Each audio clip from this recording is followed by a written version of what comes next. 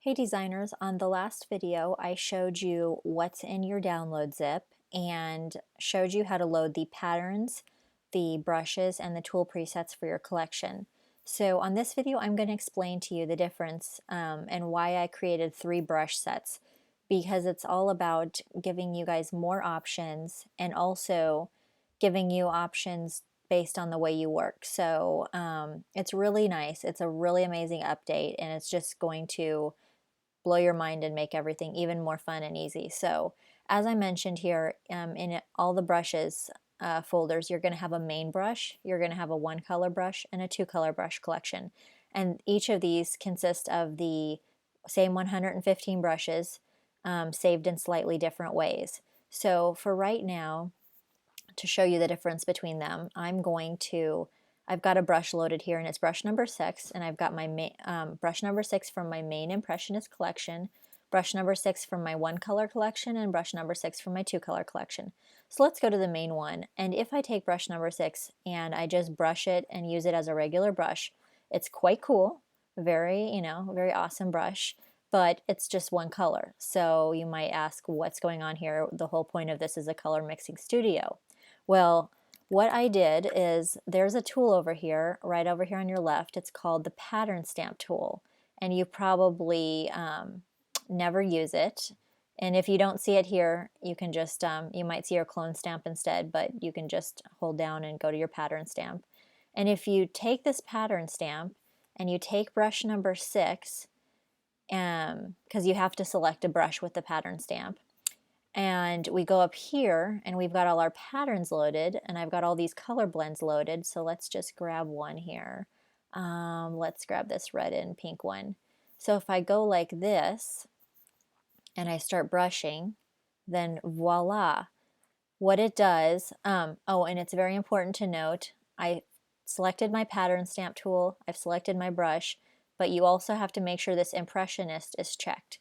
So then I start brushing and I see all these beautiful blends. And basically what this pattern brush does is it takes all these colors that I blended together for you and it spits them out with the brush. So that's how you get these amazing, beautiful color blends. That's just so great. And this is just with using a brush. All it is going with a pattern stamp tool, and you're selecting this brush, and amazing. So the actual thing is just a brush. It's like, but we're using it in a different way. We're using it with this pattern stamp and just taking the simple ABR brush, and by using it in the pattern stamp with Impressionist mixing strokes like that. And you're probably thinking, okay, that's amazing. What else do I need the other ones for?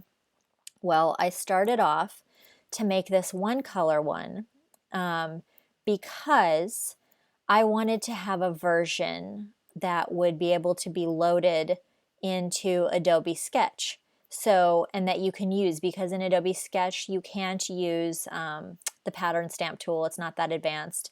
And so I figured if I could adjust my brush a little bit, so and I'll put a little bit of like color jitter in there so you can kind of get that same thing. You can't have like the more complicated color mixes. You can't use the pattern mixing, but you can still use it and have it on your iPad as a great collection for sketching on the go, and I'll show you how that works. So for that, we'll just take my regular brush tool.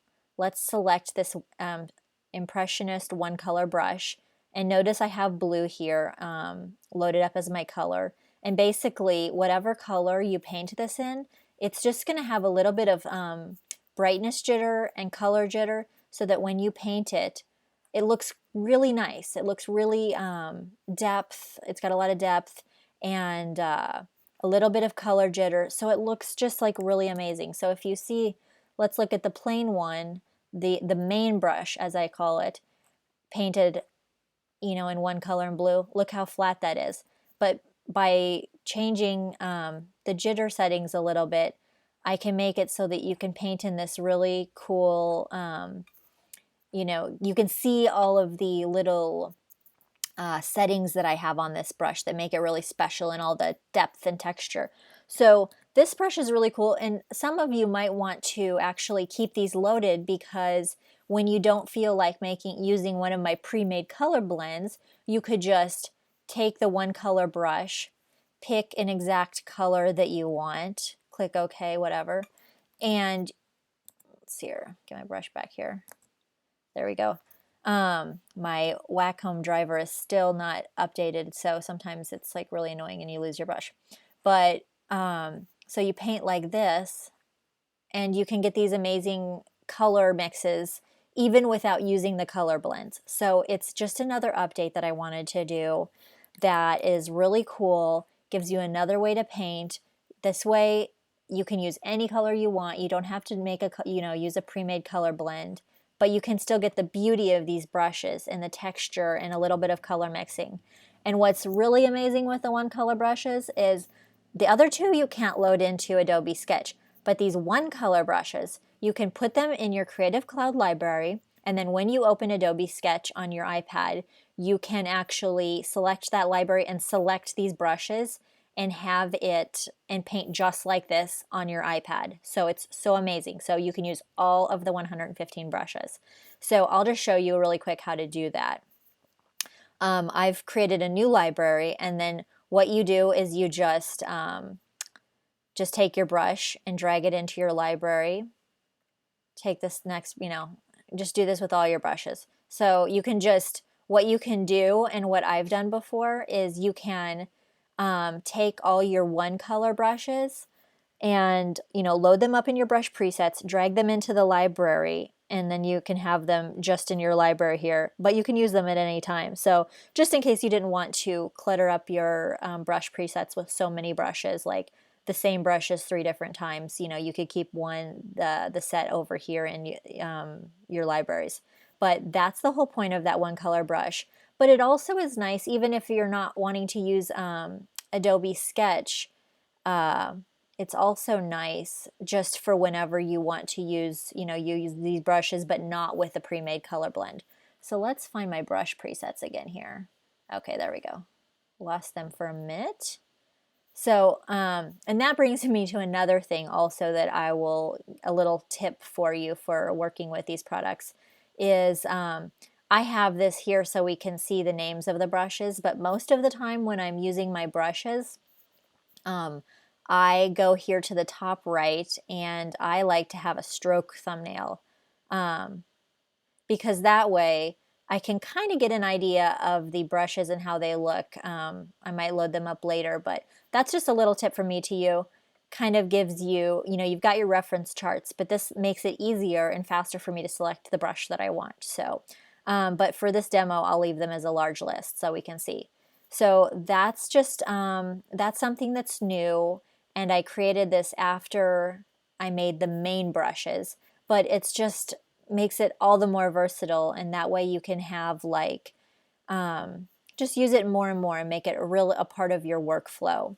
And then for the last one I'm going to show you is the 2 color brushes, and this is just something you might not even really want to use, but maybe you want to use it this way. So with this brush, it's the same brush, but what it does is it takes whatever colors are in your foreground and background, and it jitters between the 2 of them.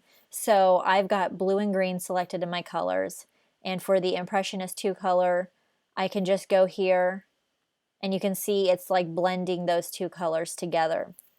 So it's just another option for you, for some of you that wanted to have color blends, but maybe you just want, 2 colors. I personally prefer to just load the main brushes, and I load the main brushes. I use the color blends, and but what I'm going to show you next is that if you want, you don't want to have, maybe you don't want to have too many brushes loaded up. If you've got your main brushes loaded, let's just go here, stroke thumbnail. Here I've got my brush. This is my main one. This is the brush that if I paint it flat, if I paint it just in a brush setting, it's flat. But say you just want to load your main brushes up, but when you need to, if you want to have the color jitters and things like that, you can just go to color dynamics and change them yourself as well. If you want it to jitter between the foreground and the background, you can move this over to 100%, and then you're going to have that jitter here. I usually keep a little bit of hue jitter on there when I'm doing that, a little bit of brightness jitter. I like to leave these at 10%. This just gives the brightness a little like jitter. Sometimes it's a little darker, sometimes it's a little lighter. It kind of brings out the depth of the brushes. The hue jitter, I usually leave it at 10% too. It brings out a little bit of colors, but it doesn't go too much off the two colors in here. But you know, you can always do that as well. But I don't know, so for me it's a hard call because I like having all those options, so, and it doesn't really slow down my thing at all. So I actually sometimes have them all loaded because sometimes it's nice to grab the main one and use the color blends, which I do that all the time. But then again, sometimes, you know, you just want one color, but you just want a little bit of that depth, you know, so you can just paint and see that depth. Or sometimes, you know, you might want to load up two colors and use the two color brushes. So it's really cool. I thought I would go through and save all of the brushes those different ways so that you can have the choice to use the brushes how you want it to, and just show you how versatile they are. And that is the brushes. Another thing is that I have the brushes saved as tool presets. And personally, I actually don't use the tool presets at all myself because I don't need to. If I want to use the, you know, pattern brushes, I select the brushes and then I just, you know, select the pattern stamp here and make sure Impressionist is clicked. But if you click Impressionist once, it's always going to stay clicked. And then I just use my brushes. But all the tool presets is the brushes are saved already as the pattern brush with this selected. So, but it's the same thing. So for me, I don't use them as the tool presets because I use the tool preset section to save brushes loaded with color already and at the right size for my projects. So I use this on a project basis, but you can just load up the brushes in your tool presets as well.